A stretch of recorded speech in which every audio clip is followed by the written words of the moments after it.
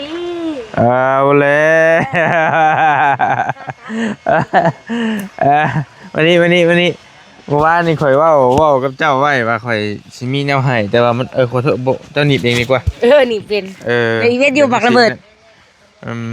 มีอะไรข่อยว่าสิมีแนวให้เจ้าได้มีเสื้อผ้ามีหยังให้หั่นนะแต่เมื่อวานนี่ฟ้าวก็เลยออกเมื่อก่อนบ่เป็นหยังพี่น้องเนาะขอดทานขอดหยังแล้วบ่ล่ะบ่เลยแล้วมันแดดเมื่อยบ่ก็เมื่อยอยู่ฮ้อนบ่ฮ้อนพักก่อนมานี่พันฮ้อนมื้อนี้ก็ใช่นี่กินได้เย็นกันกินได้เย็นกันเปิดกินมันดูตัวใดโอชินี่แล้วแต่โอชินี่แซ่บๆกินแล้วบ่อยากนอนโอชิว้าวไปเราเคยกินเขาเว้าให้ฟังกินแล้วบ่อยากนอนกินโอชิบ่อยากนอนเลยเอาแล้วเอาลีกินลงเบิ่งอ้าวแวะซื้ออยู่ห้านค้ามาฝากน้องเพิ่นผู้ใดเจ้านี้ก็ข่อยนี่แหละกินแล้วบ่อยากนอนเห็นว่าขอทานคือสีฮ้อนนะแวะซื้ออยู่ใกล้ๆนี่แหละแล้วจะบอกบ่แซ่บเบิ่งกว่าข่อยสิเอาคืนแล้วโอเคแซ่บเนาะแซ่บอยู่อันเขาเขาเจ้าอยู่บ่เจ้าอยู่บ่อยู่เลยเพิ่นอยู่ไสอยู่เพิ่นอยู่ผู้เลยโอ้ยคนนึกว่าอยู่นี่นะโอ้ยเปิดประมาณแล้วเพิ่นได้เฮ็ดใหม่เพิ่นเจ้าฮู้แล้วว่าทางไปหาบ่ฮู้แหละน้องอยากพาไปอยู่เดี๋ยวไปไอ้ที่มาชงได้บ่อยากพาไปอยู่เลยไปไอ้ที่มาชงบ่ก็บ่อยากมาปานใดเด้จะมาปอง2ปองบ่ให้ลายเด้ออยู่คนเดียวนึงไว้ลาย4ปองแล้วก็เดี๋ยวนี่ให้ขนมแซ่บๆให้เจ้ามากินเจ้าบ่ฮู้ทางบ่ข่อยบ่ค่อยไปคืออะไรที่บอกอ่ะน่าบ่ฮู้เนาะบ่ความหมายว่าถ้าเพิ่นอยู่นี่แหละข่อยสิเอาหาดิตกแหละข่อยสิเอาเสื้อผ้าให้เจ้าแบ่งกันหั่นเลยบ่ได้สิมาอยู่กลัวเพิ่นมาเฮ็ดเวียกนั่นนี่มันแซ่บบ่อยู่จังได๋เฮ็ดบัดนี้แต่ว่าข้าวจะมีแล้วเนาะเลยมีแล้วขอให้มื้อน่ะบ่ได้กินอยู่ยังบ่ทันให้ดีกว่าตัวนี้ไว้ก็ได้ฮะให้กูมาดีแล้วบ่ไม่นั่นแล้วเลยไม่ได้ไดนี่อันนี้บ่เอาไว้แบ่งกันเลยจะกินอะไรรักดิเอาพี่ไปเฮือนก็ได้ไปโอเคสบายดีเด้อท่านเด้อโดยไปเฮือนน้องดำก่อนเดี๋ยวเสื้อผ้าไปให้น้องเพิ่นเลือกกะบางทีก็แบ่งเด้แบ่งเช้านี่ก็แบ่งกันตะกี้ว่านี่เด้อยู่แถวผู้เพิ่นอยู่ใกล้กันหั่นน่ะไปบ้านย่างไปจะได้เด้อเป็นหยังไปได้ทานร่างกายอยู่บ่ยังบ่ทันได้ดังซำใดหั่นน่ะบ่แล้วก็ยังบ่ทันลงแต่รถชับเพราะว่าอยู่เฮือนมันมีอยู่ดิก็เลยยังบ่ทันได้ดังไปได้บ่เตรียมมาบ่มื้อนี้ย่านเพิ่นสิมาอยู่ไปจักยันมันหลังนี่บ่เซนก็จักได้อ้าวเป็นไดพี่นอดเพิ่นอยู่แต่เพิ่นบ่อยากคือมาบ่เพิ่นบ่มาบ่ทันมาบ่เลยไปตลกคักได้พอแซนน่าตลกนะเลยเด้พี่อ้ายกันฉากเมื่อให้พี่อ้ายก็ได้อย่าเพิ่นแหละเพิ่นเฮ็ดเวียกเพิ่นเพิ่นเลิกงานเพิ่นเลยจังสิพาไปเอ้ยนั่งโฮมดิบ่อยนั่งอยู่โฮมก็ได้นี่นั่งนี่เนาะเจ้ามองโฮมเฮานี่แหละมองโฮมนี่โอ้ยมันแดดจะพดโอ้เอาดิครับบ่เขามาใช้หัวน้ำน้องเขามาใช้หัวน้ำน้องยังวะมาใช้หัวอันนี้เลยน้องได้ใช้เขาจ้างเงินบ่แล้วใช้ให้ผิดเขาบอกใช้แน่น้องอาบน้ำเอ้าคือช่างว่าแท้น้องไปใช้ไผมาสร้างเจ้ามาสาวเขาว่าแบบนัวเลยน้องกูเดี๋ยวก็เปียกกระซะมาสาวนี่เอ้าพี่น้องไหนวะมองเก้าก็ได้นี่เอามาเรื่องบางด้วยเสื้อผ้าเจ้าจะใช้ได้อยู่บ่ฮักมันอยากฮอดพี่น้องเลยคมกับเซบูมี่เฮือนเราแคบเคยได้อยู่หั่นแหละบ่เป็นยังเนี่ยเปียกกระซะผู้ชายพระเช่าหัวโอเคเข้าไปเจาะเลยเจาะแล้วบ่เป็นยังลองมึงดูน้าญี่ปุ่นจะไปหนังที่ไหนผู้หลายดิเขาบอกให้หนังใช่ไหมว่าเด็ก เปิดกระมาเนาะเอ้ยเปิดเก็บเครื่องมือ อืมไอ้ยะ โอ้งามอยู่ผู้ชายหรือผู้หญิง ใส่ได้ทั้งชายทั้งยิง โอ้สำหรับเจ้าอ้วนใช้ได้ ฮะ เจ้าอ้วนจะใช้ได้ มันเกี่ยวหยังกับข่อย มันใหญ่ดิเดี๋ยวเด้อใส่ได้ใกล้ข่อยกันเลยแบบว่าใส่หนุ่มนอน มามานั่งน้ำน้องดำก่อนพี่น้อง ใส่หนุ่มนอน โอ้ โอ้ บายดีเด้อพี่น้องเด้อได้อยู่บ่ จะใส่ได้อยู่ โอ้ยยะ โดยงามอะไร ใส่ใหญ่เนาะ โดยเอาแบบหนุ่มนอนเนี่ยมันขาดได้ นี่สงกรารนี่ น่ะโชกการปะโอ้โหสุดยอดเลยนุ่งโชกชันใช่สุดยอดได้ขาดกันได้ เออ มาวันนุ่งโชกชันใช่ปะงาม เป็นตัวแรกที่เจ้าที่ใส่ได้นี่ จากแล้ว อันนี้เอามาใช้เสื้อตัวนี้ อันนี้เพราะมันเปื้อนเลยเขาเบาเตียงให้ บ่เตียงให้ว่านี่บ่ เลยแล้วมันจะไปนานทุกที่เพิ่นบอกถ่ายก็ได้ โอ้นี่มีแต่ตรงงามอยู่ได้เบิ่งเบิ่งเสื้อทั้งข้าอาจารย์เพิ่นฝากต่อมา เขาจะได้ ส่งมาให้พอดีจะฟังไทยพุ่นเด้ ป้องามเนาะ มีแต่ตรงงามได้นี่ มาฝั่งไทยมันงาม บ่ฟังไทยก็แล้วแต่ได้บางที่ก็เจอเสื้อผ้าเก่าก็มี คักพี่ไอ้นุ่งได้ทำนี่ก็ให้เพิ่นนุ่ง พี่ไอ้เจ้านุ่งได้ โดยกับดิน้องคนนี้นุ่งได้ตัวนี้ดินุ่งได้แล้วตัวนี้นี่ เราลองสิเดี๋ยวเพิ่นมักได้นี่เนาะ หมัก เอาลองสวมใช่เบิ่งค่อยดูเอาไม้ออกก่อน หมักระเบิดแล้ว สวมตัวนี้ทับตัวนี้รถโอเค คือแบบ โอเค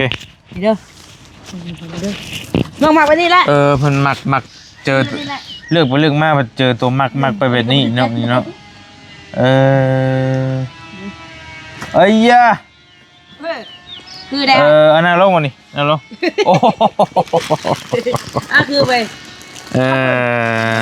เบิ่งไปยันกล่องค่อยบ่ถ่วมกล่องคือสิบ่ถ่วมหัวส่ง กับตัวนี้คืออยู่นี่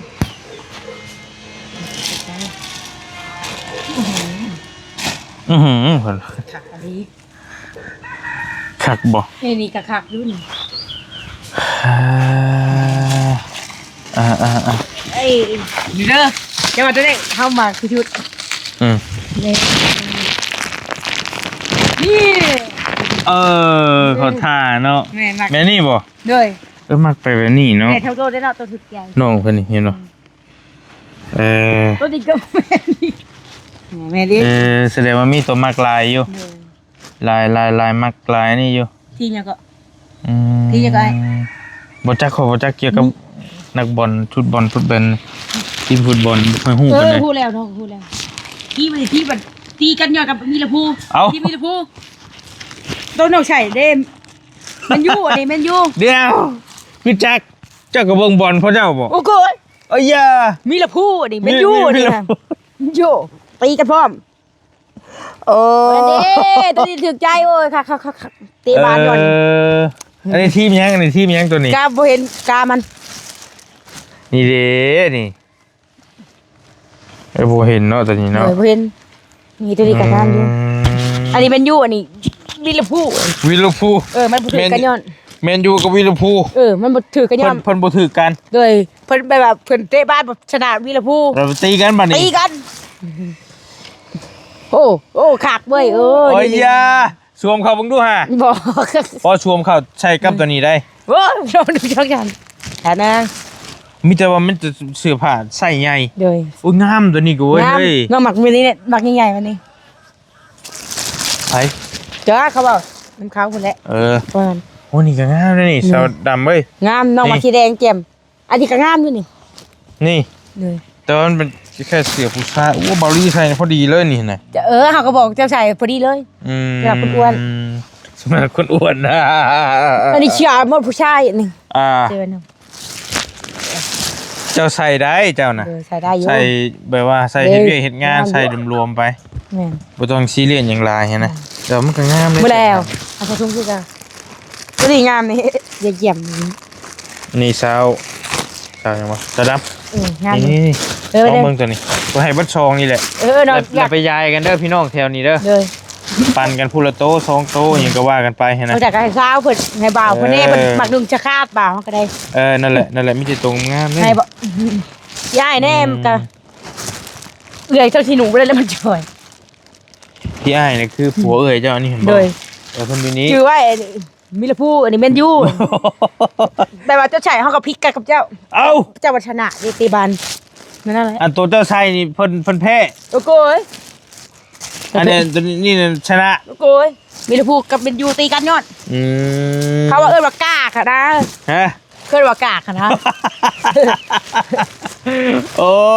โอ้โหเฉย เดี๋ยว บ่อุ่นแล้วเดียว ไอ้ายก็บ่ได้เบิ่งได้นี่ โอ้ โอ้หมอกกับยามหนาวเลย เออ เช้า นั่นๆ นี่เด้อ เหมาะกับยามหนาว เออ น้องมักใส่แบบอุ่นๆบ่อยากลูกผมอีก น่ะมันเป็นเสือโอ้ยยาเบิ่งหา ถ้าเป็นผู้เฒ่าอะ ม ให้ไปเฒ่าอันนี้ ผู้หญิงติ ผู้หญิง อืม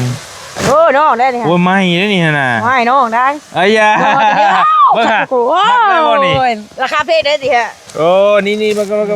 โอ้งามได้ โอ้ นี่ไป ไม่ ดิ เลยพี่น้อย อุ่นเนาะ ได้บ่เจ้าใช้ได้บ่ตัวนี้ ได้ดูใช่เอ้ย เอ้ยเจ้าน่ะสิได้อยู่นี่ ได้อยู่ น้ำได้มีไม้ได้พี่น้องซื้อนี่เห็นบ่ จะขาวบ่ เออเออ ให้พี่อ้ายชาเพิ่นมาใช่ บ่ เลยหมักไปหนึ่งไปด แต่ อง ว่าตัวมีไม้ดีก็มีได้เห็นว่าไม้ดีได้นี่นะ ใหม่เล แต่ ย ว่ามันยังบ่ทันใส่เลย เลย อืม โอ้กระโปรงนอกกระหมักเลยนี่ต้องเล่นเฮ้ยงามเลย อ่ะ งามเลยเบาลีเลยน้องหมักใส่ไปนี่ อื เออ ม โอ้งามอยู่นี่แต่คืออยากเสือบคือผมเนาะอย่างเขาเอินว่ะไฟโดเบาลีเสื้ออันนี้ เสื้อแพร่ไหม ของผู้ชาย ของคนเหนืออย่างทุกอย่าง คนหนึ่ง คนทางเหนือพี่น้องทางเหนือ พี่น้องทางเหนือ นี่ทางจังหวัดเชียงใหม่บ่ เสียงลายเพิ่น ลำพู โอ้ น งามเว้ยโอ้ ลำปางบ่ เนี่ย นี่นะมักใส่สิ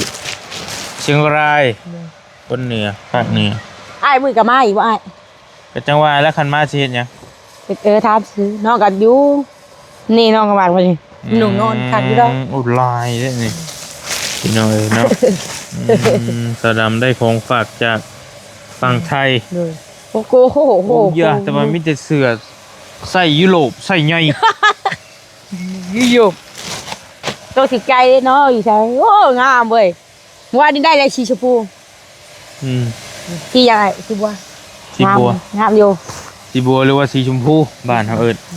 เฮาเอิ้นสีบัว คือ บ้าน มีคนแมว นี่จะคนหยังแหละ จะนอนกับแมว ว้าวไปข่อยบ่ได้นี่ได้ข่อยบ่ได้แก้ได้เพิ่นเอามาแต่ไทยผู้ อย่ามานอนกับแมวคนนี้ ยันจะว่าพี่น้องผู้เพิ่นฝากมาให้เลี้ยงแมว เลย มีขนแมวนํนี่ เลย เพื่อนข่อยบ่มีแมวมีแต่หมา มักเลี้ยงคือน้องเนาะโอ้งามเหมือนนี่นี่รุ่นไทยจะว่าอย่างไรเสื้อนี่นี่ รุ่นยุโรป ยุโรปขาดไปได้ ลายดีถุงหนึงอ่ะโป๊กอยู่ลายพี่น้องเอ้ย โอ้เบิด อันนี้นี่คือ บริตั้งใจจะเอามาให้เพิ่นฝากแบ่งกันนี่แหละมันมีอยู่2-3ครอบครัวนํนี่แต่เพิ่นให้ดี โอ้ ไปเฮ็ด งามเลยบอลลี่เลย สิให้น้องดำไปแบ่งไปเอื้อยเพิ่นนี่แหละให้เราแบ่งกันเสือผู้เฒ่า น้องมันเป็นประทับ เจ้าก็เฒ่าแล้วบ่แม่นบ่ยังสาวอยู่บ่ อะไรเนี่ย เฮ้ย อ่ะกระลุมเสื้อ ทองคำบ่บ้างฮะ กระลุมเสื้อ เอา เอา มือจะคือหลอกบอลลี่ เอ้าทองบ่จักอันนี้ ไปขายเลยกระลุมเสื้อ จะว่าได้เสานี้นี่ ใจละลาย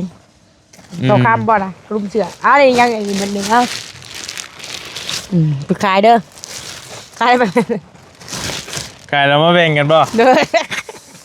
แต่มาได้ช่องพันกับพายกัน ได้2,000 พุละพันพุละพัน อันยัดเขาตัวได้เจ้าเสียวเจ้าบอกกินนี่ ใช่ไหม เอาเจ้ายัดเขา ตัวนี้เลยหายเอื่อยพวกนี้เลยหายเอื่อย อืมเดี๋ยวนี้บ่จะบอกนะ นี่ พวกนี้หายเอื่อยทุกนั้นน้องเอา อืม โอ้ยน้องนุ่งบ่ได้เด้อมันนัก ใหญ่เนาะ หายเอื่อยใช่ โอ้ยเป็นยามหนาวเจ้าสิบ่ได้ตีว่ามันนักจักดีเลย เอออ่ะจ้ะ บ้านมันหนาวนะเอาคือให้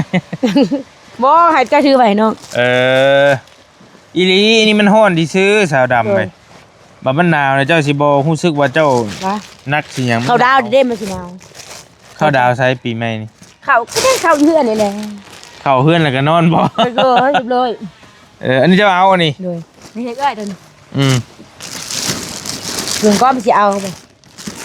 ขอบนมมือขอบใจใน กับใจเด้อ พระอาจารย์อยู่ฝั่งไทย อาจารย์กับใจละลายให้ยังมีแห้ง ใช้เป็นไร มื้อเลย บ่ต่อจังหน่อยดู บ่ เอ้า เต่าก็บ่เป็นบ่ได้ เอาให้ร่ำให้รวย ขอให้ร่ำให้รวย สุขภาพเข้มแข็งปีใหม่มาดีกาให้สุขภาพแข็งแรง เจ้า ให้มันยืน สาธุถือศาสนาพุทธหรือว่าเจ้าน่ะ นี่แหละเข้าวัดเข้าว่าได้ เข้าได้บ่ ได้แต่น้องก็บ่อยากเข้าแบบว่าพระเจ้าหั่นน่ะคนพระเจ้าฮู้บ่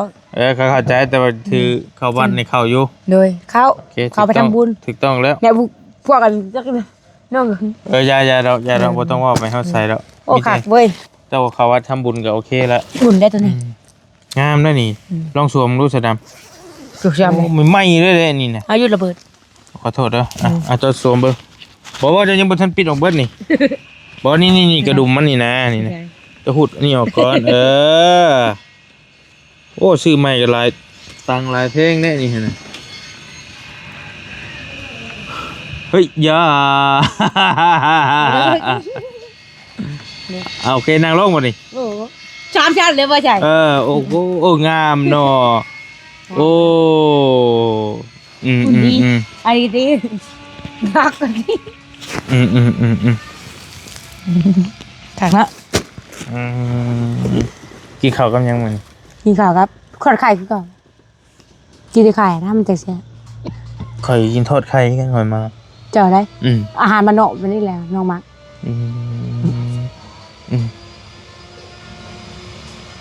มื้อเที่ยงนี่ได้สิกินกันยังวัน ยังบ่อยาก ได้ปลากระป๋อง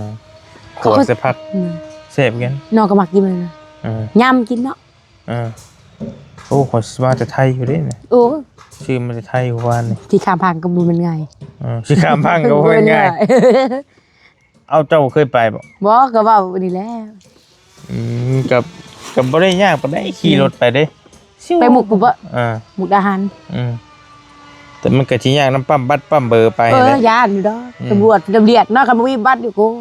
ได้ ย่านเพิ่นย่าเฮาไปถูกต้องอยู่ แม่นขี่รถไปเอง เอา วะ เลยหลักไปขับรถไปแล้วข้ามไปแล้วแหละ หมุกดาหารเคย ไปบ่ไปเที่ยวไทย อย่าบ่ได้ ปีใหม่ บ่ได้อาสิพาไป คันค่อยพาไปบ่ ไป อ่านเด้ จริง อยากได้หยังสมมุติว่าไปเที่ยวไทยคันไปฮอดไทย อย่างไรเนาะ สิไปซื้อหยัง จังได๋หรอก เข้าบิ๊กซีเข้าโลตัสบูธแล้วแนวซื้อ หน่อย มีเงินเท่าไหร่จ้ะ บ่มีแหละก็บ่ไปแล้วข้าวดาวอยู่พี่แหละ บ่มีได้วานนี่ข่อยก็ให้50 ก็ข้าวดาวอยู่พี่แหละ บ่เตียงก็ให้เท่าไหร่วานนี่100 บ่อยากนอนแหละ เห็นเจ้าพวกน้องบอกว่าเดียวน้องก็ได้ยินฮู้ปั๊บ เริ่มจื้อคนแล้วว่าบัดนี้ เริ่มจื้อแล้วเนาะ ไผมาหากินนี่ล่าสุดกินนี่ บ่าวบอล บ่แม่น บ่าวยังก็โอลี่ บ่แม่น ไปม่ว อั น นกินนี่ได้ มานี้ อันกินนี้อันไปพ่อกันกินนี่ พอได้ เอา บ่ได้เพิ่นมาตะบิดได้ บ่มันกินนี่ได้บ่าวมันไปกินนี่ได้ ไปนะ บ่าวอันพาเจ้าเราพาคนเจ้าย่างไปหา บ่าวนิ้ว บ่าวนิ้วผู้นั่งอยู่ถือหมวกกันดิ บ่ยาวตัวใหญ่ทั้งยาวนะเพิ่น ทั้งใหญ่ทั้งยาว เพิ่นรอสิน้องได้ เจ้ากับเราให้สูงกว่ากันฮะ ลาวแล้วชุง เราสูงกว่าเจ้าอีกบ่ หน่อย น้ องเคลียร์ขี้แห้งเราสิ เจ้านี่ได้ หน่อย คอยเบิ่งเจ้าก็คือยาวคือกัน บ่ขานี้กับโถเรา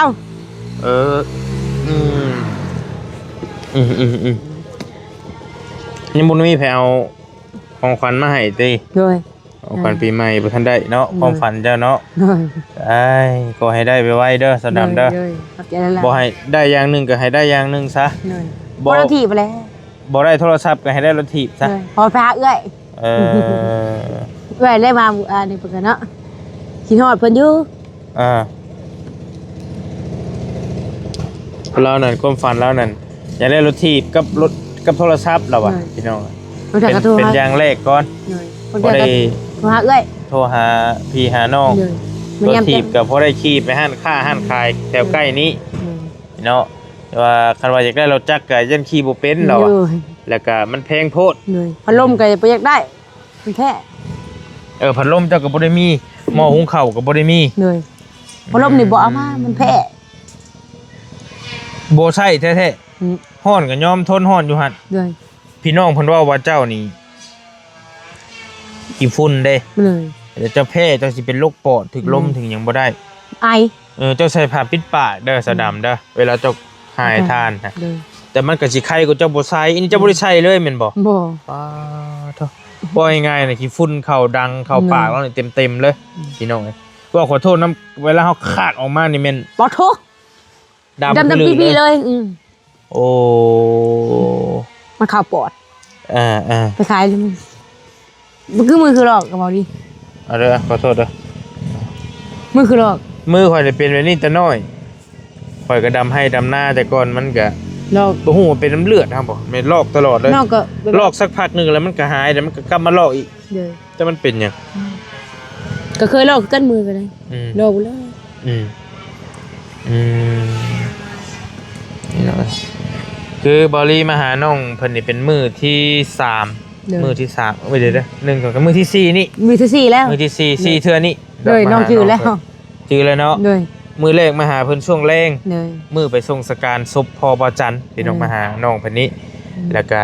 บอลลี่มาถ่ายคลิปถ่ายทำลงไปแล้วก็มีพ่อแม่พี่น้อง FC เพิ่นเห็นแล้วก็เพิ่นส่งความคิดความเห็นต่างๆเข้ามาบอกว่า โอ้ยเพิ่นถึกสตาร์ถึกใจน้องลายว่าซั่นเนาะมีทั้งผู้บอกผู้บ่าวแน่ส่งมาว่าอยากอันได้ไปอยู่นำเด้ชั้น4ก็ลายแนว ต่างประเทศกู จากต่างประเทศจากอยู่ไสจาก น้องบ่ไปแล้ว กระทึกแล้วคันว่าเลือกได้นี่สิเอาโพยใช่ บ่ ไอ้ทำเป็นทำตางทำลิ้นดิซิ บ่เอา บ่คันบ่เอานะสิเอาอยู่บ้านเฮาบ่หรือว่าเอาอยู่ไสบ้าน เอาทางอื่น เอ้าเป็นหยังคือ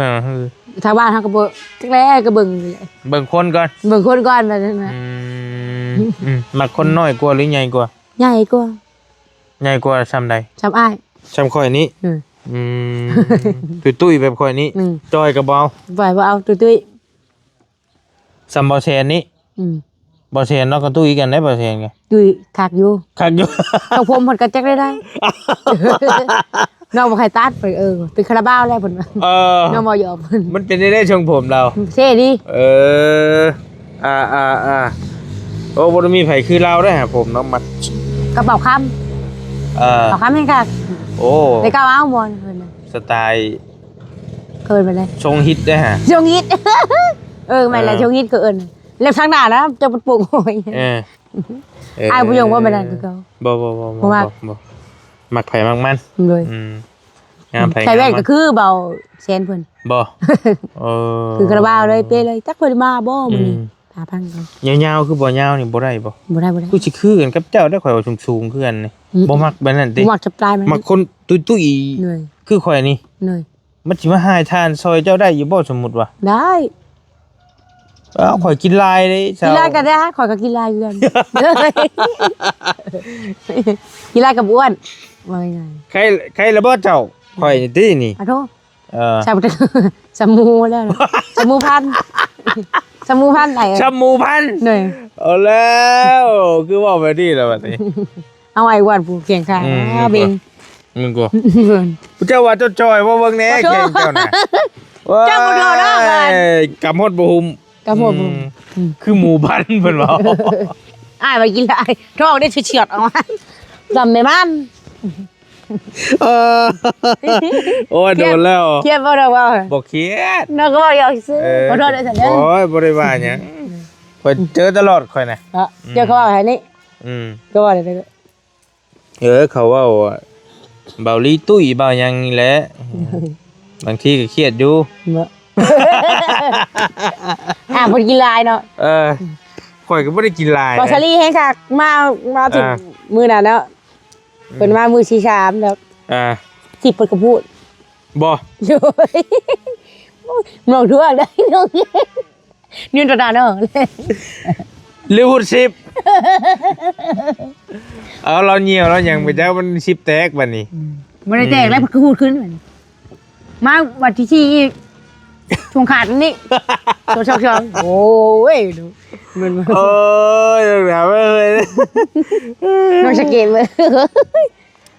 ข่อยบ่ได้กินหลายข่อยน่ะกินอิ่มแล้วก็พอ เบิ่งได้ช่องเพิ่นช่วงเพิ่นก็อยู่แต่แอวพี่หนุ่ม บ่สลี ก็ อืม น้องก็ช่วง ถ้าเราก็พูดตุ้ยๆกันก็ได้คือกันเราแบบเราก็ บ่ได้เลย เอ้า เพิ่นมาเปิดเอเบิ่งดู เอาเราก็ตุ้ยคือกันกับข่อยนั่น ตุ้ยแล้วก็แบบ ระบอตัวเองกันนะ เอา เอาโชว์น้องเห็นจักเก็บเบิ่ง10แล้วก็พูดไป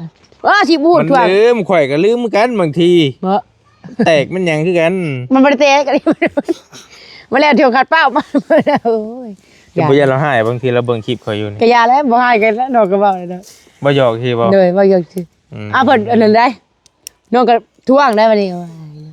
น้องสะเก็ตเห็นได้เพิ่นยืนตัวหน้าน้องเนาะ อืม มันธรรมดามันบ่มีหยังแปลกดอกลืมพูดชิปซื่อๆน่ะ เหนื่อย อืมคนลืมพูดชิปไม่เบิ่งเป้าเขาคักแน่เจ้าก็ได้ เราก็นั่ง คุยกับน้องดำนี่บ่มีอารมณ์เสียโอ้ยพี่น้องเอ้ย น้องก็ใส่น้องก็บอกเพิ่นมาพูดไวๆมา อืมบางคนก็สังเกตเบิ่งว่ามัก อันนี้เจ้านี้คิ้ว นั่นเป็นไง แต่ละ FC เป็นทรงมาบอกว่า